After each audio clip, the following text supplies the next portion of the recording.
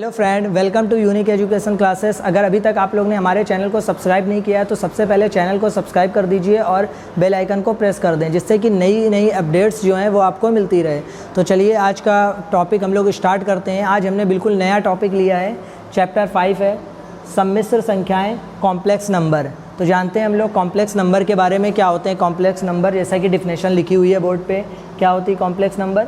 ऐसी संख्याएं जो a प्लस IB के रूप में हों सम्मिश्र संख्याएं कहलाती हैं। वह संख्याएं जो कैसी हों, a प्लस IB के रूप में लिखी गई हों। और a और IB क्या है?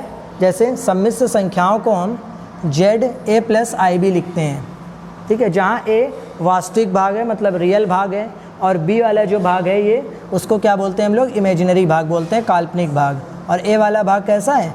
वास्तविक भाग है, ठीक है। तो सम्मिश्र संख्याएं क्या होंगी? वो सारी संख्याएं जो a प्लस IB के रूप में लिखी जाएंगी वो हमारी क्या कहलाएंगी? सम्मिश्र संख्याएं। एग्जाम्पल में हम लोग देख लेते हैं, जैसे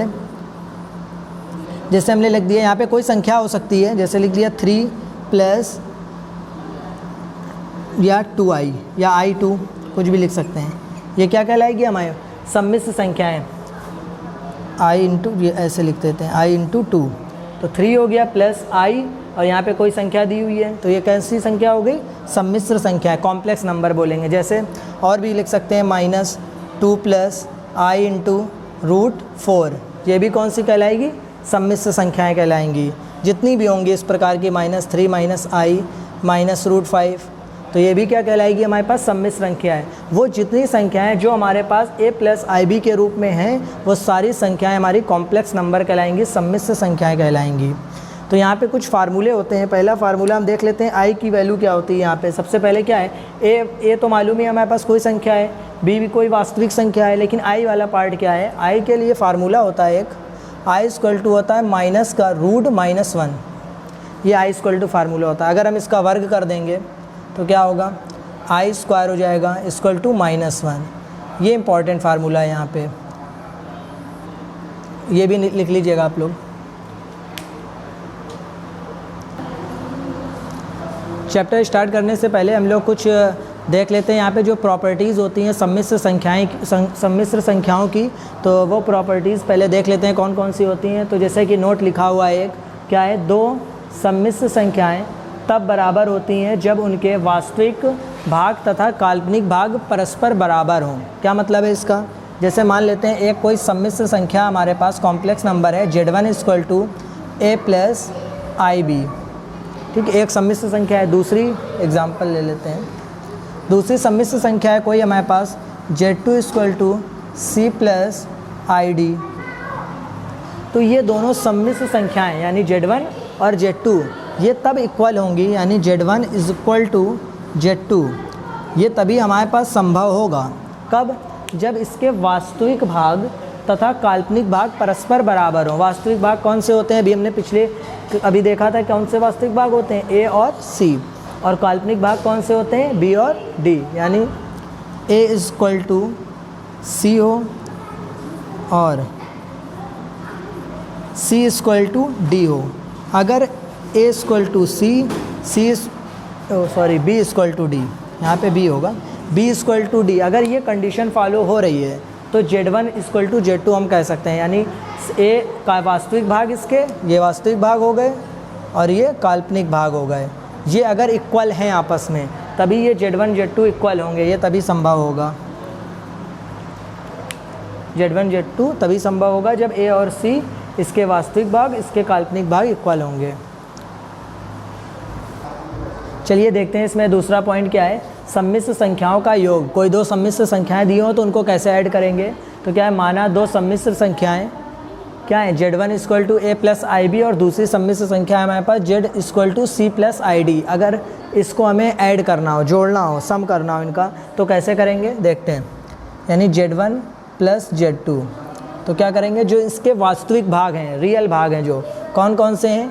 A है और C है, तो वास्तविक भाग का सम वास्तविक भाग को वास्तविक भाग में ऐड करेंगे और तुम्हारे जो इमेजिनरी भाग हैं ये वाले काल्पनिक भाग, इनको अलग ऐड करेंगे। जैसे A प्लस C, ये वास्तविक भाग हो गए। उसके बाद हमने जो काल्पनिक भाग है उनको आपस में ऐड कर दिया, IB प्लस आई डी। तो ये हो गया A plus C equal to I common ले लिया बी प्लस डी।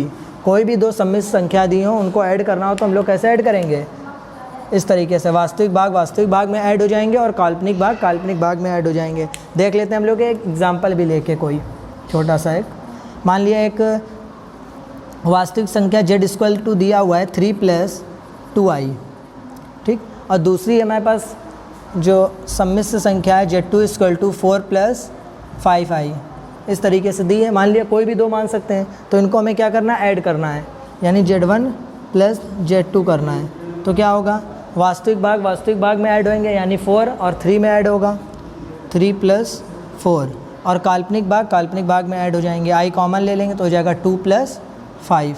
तो यह हो गया हमारे पास 7 प्लस कितना हो गया 7i, z1 + z2।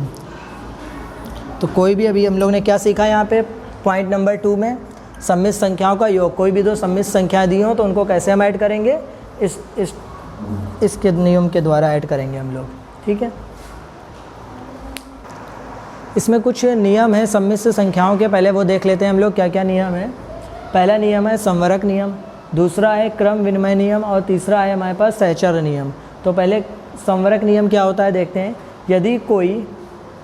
यदि z1 तथा z2 कोई दो सम्मिश्र संख्याएं हैं तो z1 + z2 भी क्या होगी, एक सम्मिश्र संख्या होगी। कहने का मतलब ये इसमें, मतलब जैसे जैसे हमने कहा z1 equal to a + ib दिया है, या z2 इक्वल टू क्या है c + id दिया है। मतलब कोई भी संख्या है z1 और z2, अगर इनको हम ऐड करेंगे, क्या दिया हुआ है z1 + z2, यानी इन दोनों को ऐड करेंगे तो ऐड होने से जो संख्या बनेगी, कौन सी संख्या बन जाएगी, जैसे हमने क्या z1 + z2 को ऐड किया तो ये बन गए हमारे पास a + b, वास्तविक भाग आपस में ऐड हो जाएंगे और इमेजिनरी भाग जो होंगे वो आपस में ऐड हो जाएंगे, यानी c + b + d।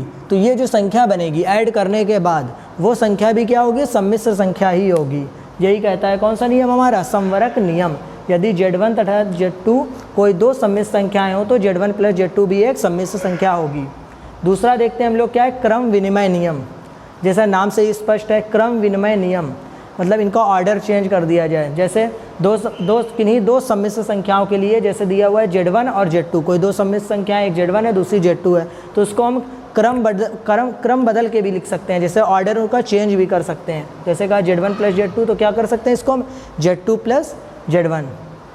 तीसरा है सहचर्य नियम। सहचर्य नियम क्या कहता है, किन्हीं तीन सम्मिश्र संख्याओं z1, z2 और z3, मतलब कोई तीन सम्मिश्र संख्याएं हमारे पास दी हुई हैं, z1 इक्वल टू दी हो, एक z2 इक्वल टू दी हो, एक z3 इक्वल टू दी हो, तो उसके लिए क्या होगा, z1 + z2 + z3 इनका सम is equal to z1 + z2 + z3 इनका सम क्या होगा, इक्वल होगा। ये तीनों नियम हो गए हमारे पास, संवरक नियम, क्रम विनिमय नियम, सहचर्य नियम। दो नियम और होते हैं, वो हम लोग कल की क्लास में देखेंगे, और इसके बाद हम लोग एक्सरसाइज स्टार्ट करेंगे। अगर आप लोग को वीडियो अच्छा लगा हो तो लाइक कर दीजिएगा।